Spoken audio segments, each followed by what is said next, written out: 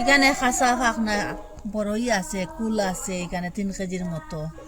এটারে এখন আমি দইম, এখন জল দিয়ে এটা পরিষ্কার করুন খুব ভালো মতো। এটাতে দইম, এটা বালুলু আছে যেটা ময়লা, এটা দইলে 2-3 বার করে জলটা পাল্টাইয়া দইম। জেঠুটা এটা পরিষ্কার করে নিন, সবটার ওরকম পরিষ্কার করে। এটার ওরকম জেঠুটা পরিষ্কার করে লিছি, সবটার দইয়াও পরিষ্কার করে লিছি। এখন আসুন আমার সাথে। এখানে 1 কেজি গুঁড়া আছে, গুড়টা আমি একটু ছোটো করবো, একটা বাড়ি কিছু দিয়ে এরকম বাড়ি দিব।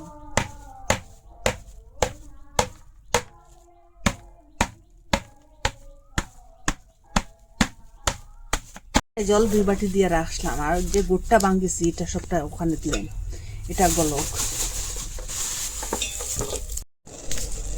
গুড়টা ওরকম গলে গেছে। এখন গ্যাসটা অফ করে দিলাম, এটা ঘন করতে লাগতো না।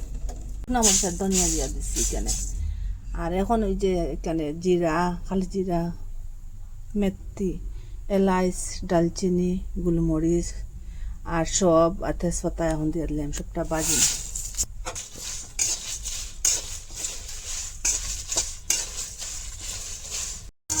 ওরকম বাজার পরে এখন গ্যাসটা অফ করে দিলাম। এটা এখন ঠান্ডাও, এটা ঠান্ডা হয়ে গেছে। এখন মশলাটা মিক্সারের মধ্যে লিয়ে এটা এখন থেকে দিলাম। তেল দিলাম কড়াইয়ের মধ্যে, একটু কম দিয়ে দিন। 5টা শুকনো মরিচ দিয়ে দিলাম। এখানে আর 2 চামচ পাঁচফোড়ন দিয়ে দিন। এখন কুলটা দিলে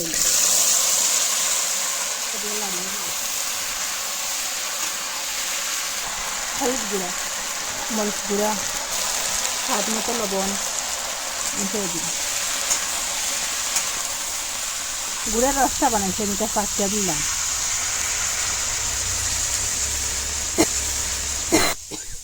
এখানে গুড় বেশি দিয়ে দিচ্ছি, চিনি কম দিয়ে দিলাম। এখানে 5 চামচের মতো চিনি দিয়ে দিলাম।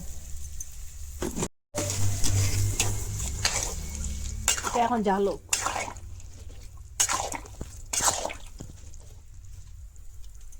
মশলা যেটা কুটিছিলাম এখন দিলে সবটা মিশিয়ে দিব একসাথে। এখানে ভিনেগার দিয়ে দিলাম, আর 5 চামচের মতো দিয়ে দিয়েছি। ভিনেগারটা দিলে নষ্ট হইতো না, এটা কতদিন রাখি খাইতে পারবা, পুরো 1 বছর রাখি খাইতে পারবা। আর কাঁচের যে জারের ভিতরে ঢুকাই দিবা। এখন গ্যাসটা অফ করে দিলাম, এটা ঠান্ডা। ওরকম যে কুল দিয়ে আচার বানাইয়া পুরো 1 বছর রাখি খাইতে পারবা। আর কতদিন পরে তো কুল পাওয়া যাইতো না, আর নিজের হাতে কুল দিয়ে আচার বানাইলে কত স্বাদ হইব। আর আপনারা এটা এমনিও খাইতে পারবা, রুটির সাথেও খাইতে পারবা, ভাতের সাথেও খাইতে পারবা। আর এটা যারে দিবা সেও খুব ভালো পাইব আচারটা। খাঁচা ফাঁকনা মিলাইয়া বানাইছি, এটা আটলা করে, আর খুব স্বাদ। আর আপনারা কইতে কি দেখরা, খুব অল্প খরচ দিয়ে বানানো যায়। নিজে ঘরে যেটা উপকরণ থাকে এই উপকরণ দিয়ে বানাইতে পারবা, এক্সট্রার কোনো উপকরণ লাগে না। আর আপনারা কইতে কি দেখা কমেন্টের মধ্যে নিচে জানাইবা। ভালো লাগলে লাইক, কমেন্ট, শেয়ার, সাবস্ক্রাইব করবা। আর আজকের ভিডিও এখানে শেষ, নতুন একটা ভিডিও লিয়ে ফিরে আসবো বন্ধুরা। কাছের বয়ঙ্গের ভিতরে ডাকিয়া মাঝে মধ্যে রোদের মধ্যে দিবা।